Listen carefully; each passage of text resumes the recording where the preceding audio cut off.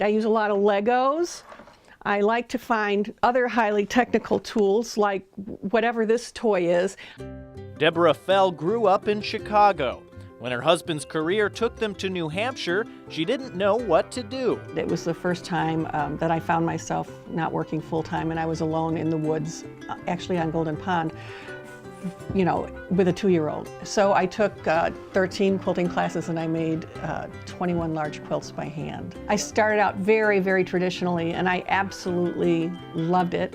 I was very happy doing that, and it all made sense, even though the ladies even back then said that, you know, my colors were a little unusual. It was a few years after I learned to quilt traditionally that we had a phone call and a loved one, a cousin, died in a car accident suddenly.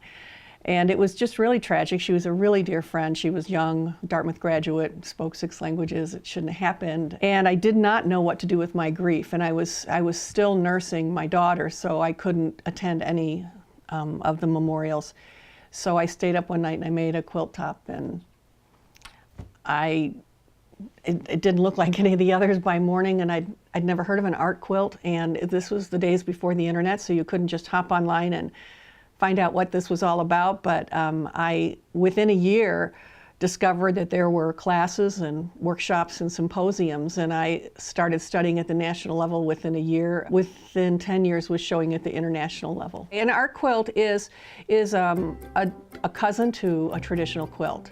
And basically it maintains the integrity of a quilt, which means it has the top and it has backing and something in the middle. But the big thing is it's got stitching that holds the front, and you can see some of the stitching here to the back.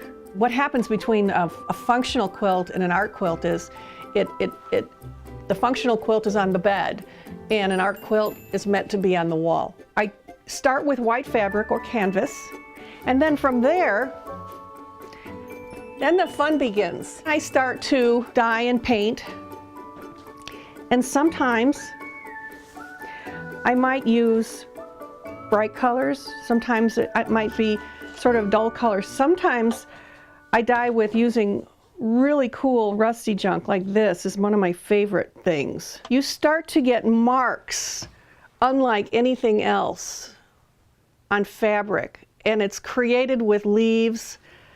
Here you can see this image of a leaf right here. I might lay down leaves in here, and then I'll fold it over and then take a piece of rusty junk and fold it over that many, many times, and then I'll bind it tightly and I'll boil it for maybe 4 hours.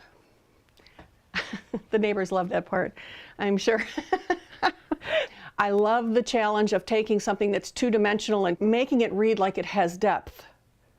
And when you see my art, I want you to stay long enough that you want to look into it and understand where those layers take you. I feel like with retirement, I'm in kindergarten, so I get to do art, nap time, snacks, and recess. That's it.